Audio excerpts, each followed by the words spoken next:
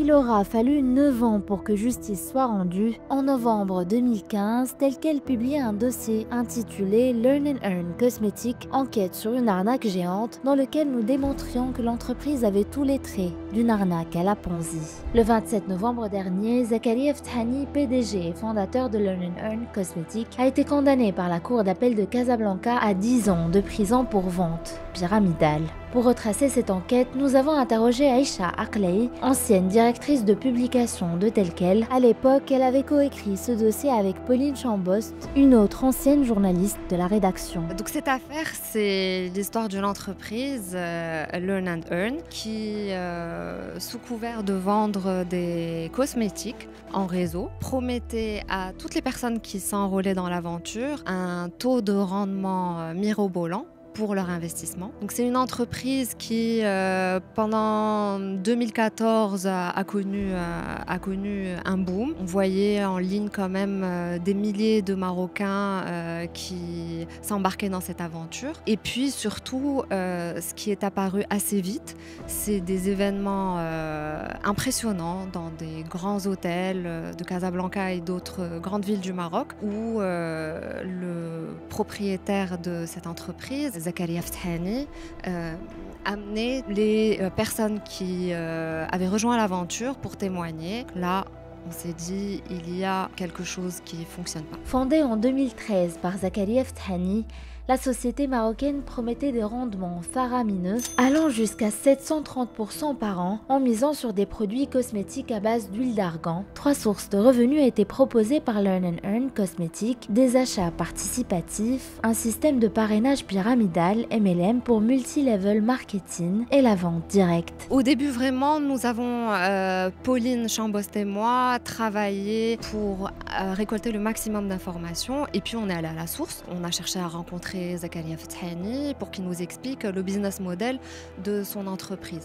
Donc en creusant, on l'a rencontré rapidement, mais il était assez fuyant. À chaque fois qu'on essayait de parler aux employés de l'entreprise, on n'arrivait pas à avoir un discours clair. Et donc très vite sont apparus en fait 4 éléments qui nous ont alertés et qui nous ont mis sur la piste d'un Ponzi. Donc le premier élément, c'est les rendements mirobolants. Ils promettaient 2% d'intérêt par jour, ce qui n'existe pas dans une activité économique normale ou un investissement où il y a une prise de risque. La deuxième caractéristique, c'est vraiment le système pyramidal. Donc on est rémunéré au nombre de personnes qu'on recrute. Ensuite, le manque de transparence. Donc quand on a eu accès au compte de l'entreprise, qu'il n'y avait pas d'activité commerciale déclarée, pas d'activité d'export, donc on rémunère sur de la vente de cosmétiques, mais il n'y avait aucune trace réelle de cette vente de cosmétiques. Enfin, il y avait des éléments d'illégalité qui étaient affichés, non pas cachés. Le fait que les investissements se faisaient 50% sur le compte de l'entreprise et 50% sur le compte du propriétaire, ce qui est impossible, l'appel à l'investissement qui est interdit quand on n'est pas un établissement agréé. Dans un tel système, les investissements sont rémunérés par les fonds des nouveaux entrants et non par les recettes d'une activité réelle, en infraction avec la loi 3108 sur la protection du consommateur. Malgré l'absence de garantie et des irrégularités évidentes, des milliers de Marocains, souvent issus de milieux modestes, ont investi leurs économies, nourrissant l'espoir d'un enrichissement rapide.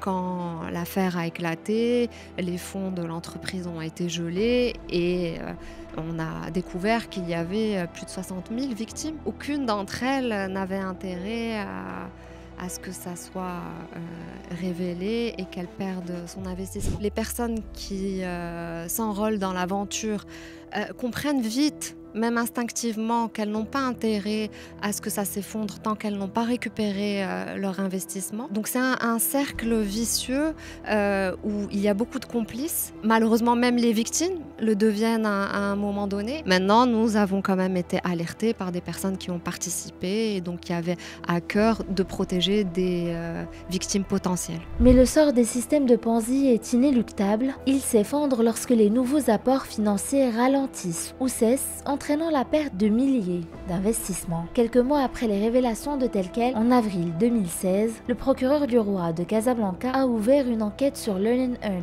Cosmetics. Le premier procès qui lui avait été intenté, il a été condamné à 6 mois de prison et remboursement. Il y a eu d'autres plaintes. Donc il y a eu une plainte déposée par Banque El Maghreb. Les comptes bancaires de la société, qui s'élevaient à 160 millions de dirhams, ont été bloqués en 2016.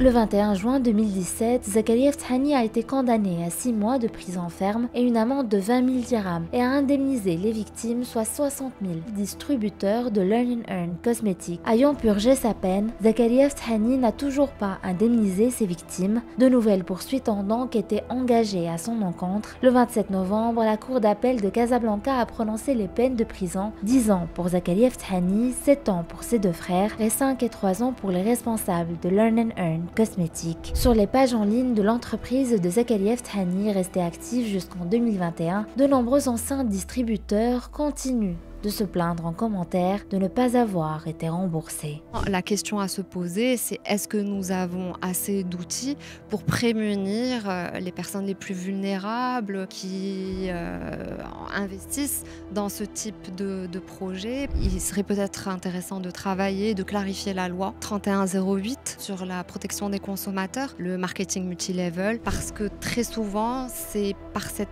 porte-là que des systèmes de Ponzi prolifèrent. Malheureusement, depuis, il y a eu d'autres affaires similaires. Le groupe El Khair à Tanger, il reste quand même une méconnaissance de ce type d'arnaque. Les médias peuvent jouer un rôle important parce que plus on en parle, plus on sensibilise l'opinion publique au risque de ce type de promesses de gains faciles. C'est Victor Hugo qui, pour défendre la presse, disait « Les meilleurs amis de l'ordre seront toujours les meilleurs amis de la presse ». Et ce type d'enquêtes sont là pour le rappeler.